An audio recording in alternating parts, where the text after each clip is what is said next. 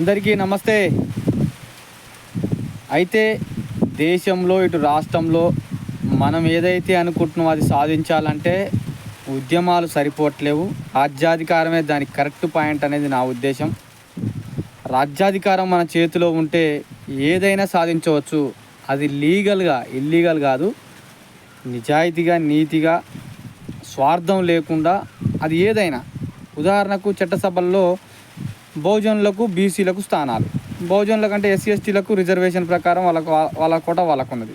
ఇక బీసీలకు మాత్రం తగు శాతం లేదు.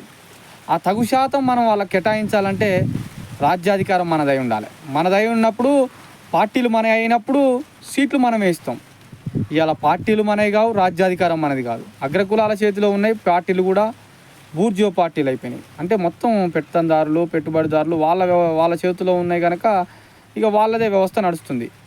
మరి తెలంగాణ రాష్ట్రంలో ఇటు కొద్దిమంది పెద్ద నాయకులు బాగానే మంచి పోరాటం చేస్తున్నారు, పాదయాత్రలు అంటున్నారు, మంచి విధానాలతోటి మీటింగులు పెడుతున్నారు, ఎక్కడన్నా అన్యాయం జరిగితే అడిగి పోతున్నారు, కొట్లాడుతున్నారు, సూపర్ ఉంది. కానీ చాలా పార్టీలు అయినాయి, చాలా విధానాలుగా అంటే చాలామంది అయిపోయారు. ఇప్పుడు సపోజ్ విశాన్ మహారాజు, ఇటు తీర్మార్ మల్లన్న, ఇట్లా పార్టీలు అయినాయి. ఇంకా కొద్దిమంది వేరు పార్టీలు, ఇంకా కొన్ని పార్టీలు పెట్టబోతున్నారు నాయకులు. అటు ఉస్మాన్ యూనివర్సిటీ విద్యార్థి సంఘాల నాయకులు, అక్కడంగా బయటకు వచ్చిన పెద్ద నాయకులు, వీళ్ళందరూ కూడా పెద్ద మొత్తంలో ఉద్యమం చేస్తారు. కానీ ఎవరి జెండా వాళ్ళకనే ఉంది, వీళ్ళందరూ కలవడం లేదు. ఇక అగ్రకులాలేమో మన వాళ్ళకు బిర్యానీ ఇచ్చి వాళ్ళు అంతా పెట్టుకుంటూ పోతారు. మనోడు వాళ్ళకి ఇప్పటికి ఫ్లెక్సీ కొట్టిస్తూనే ఉండు, సిగ్గు శరం లేకుండా వాని ఎమ్మడి తిరుగుతూనే ఉండు, వానికి జేజేలు కొడుతూనే ఉండు, వాని మీటింగులు పెడుతూనే ఉండు, వానికి ప్రతిదీ మనం సేవ చేస్తున్నాం. వానికి మనకు సిగ్గు శరం లేదు. వాస్తవం చెప్తున్నాం, మనకు సిగ్గు శరం అసలే ఉండదు, ఇక ఉండబోదు కూడా. మరి అందుకనే బహుజన రాజ్యాధికారం సాధ్యం అవుతుందా అనేది చర్చించుకున్నప్పుడు నా ఉద్దేశం మాత్రం ఇప్పట్లో సాధ్యం కాదేమో అనిపిస్తుంది. కానీ ఇప్పుడే సాధ్యం కావాలి, ఈ తరంలో మనం చూడాలి. ఇక చూడలేకుంటే వేస్ట్. ఇప్పటికే చాలా తరాలు వెనకబడిపోయినాం, తరాలన్నీ ఖరాబ్ అయిపోయినాయి, చచ్చిపోయినారు, మన జనాలు పిచ్చోళ్ళు అయిపోయినారు. రాజ్యాధికారం మన చేతులు లేదు.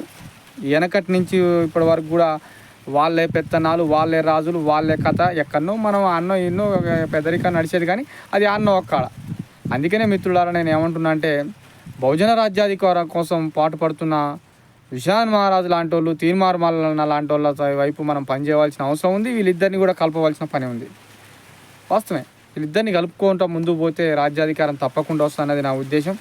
ఎందుకంటే అన్న ఒక సైడ్ పోతాడు, ఈ అన్న ఒక సైడ్ పోతాడు. వీళ్ళిద్దరు ఒక సైడ్ ఇటొకరు పోతే ఇటు కొద్దిమంది బాయ్, ఇటు కొద్దిమంది బాయ్. వాడు మాత్రం వచ్చి మన వాళ్ళందరినీ డబ్బులకు, బీరుకో, బిర్యానీకో, పొలబ్రాలకు గురి చేసి తదితర ఆశ చూపించి మనల్ని గుంజుకోపోవడం జరుగుతుంది. అందుకనే మిత్రులారా, బహుజన రాజ్యాధికారం వస్తే అన్నీ సాధ్యమవుతాయి. అది రిజర్వేషన్లే కావచ్చు, అది విద్యా వ్యవస్థలో కావచ్చు, అది ఉద్యోగాల కాడ కావచ్చు, ఇంకా తదితర విషయాల్లో. కానీ ఇప్పుడు ఇలా అనేక రకాలుగా ఇబ్బంది పడుతున్నాం. కాక్రోచ్ జనతా పార్టీ వాళ్ళు చిన్న ధర్నా చేస్తేనే దానికి మద్దతు లేకుండా, కనీసం ఏం జరుగుతుంది ఏందని అడగకుండా వాళ్ళని హింసలు పెట్టి లాఠీ చార్జ్ చేయించి ఇవన్నీ జరుగుతున్నాయి. ఇక చెప్పుకుంటూ పోతే చాలా టైం వేస్ట్ అవుతుంది. కానీ అందుకనే బహుజన రాజ్యాధికారం సాధ్యం కావాలంటే మనందరం ఒక తాటి మీద ఉండాలి.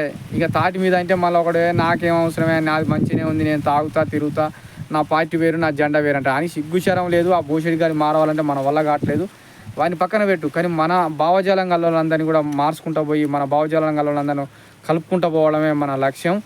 మనం ఆ లక్ష్యాన్ని ఛేదించినట్లయితే తప్పకుండా మన రాజ్యాధికారం సాధ్యమవుతుంది. అదే విధానంగా ఇంకో విషయం కూడా చెప్తా. బహుజనులు మరి ఎమ్మెల్యేగా, ఎంపీగా రానున్న రోజుల్లో పోటీ చేయవలసిన వాళ్ళు ఎట్లా ముందు పోవాలి, ఏ విధంగా ముందు పోవాలనేది కూడా నా దగ్గర మంచి స్క్రిప్ట్ తయారు చేసి ఉన్నా. ఆ స్క్రిప్ట్ని నెక్స్ట్ వీడియోలో పెడతాను. Thank you.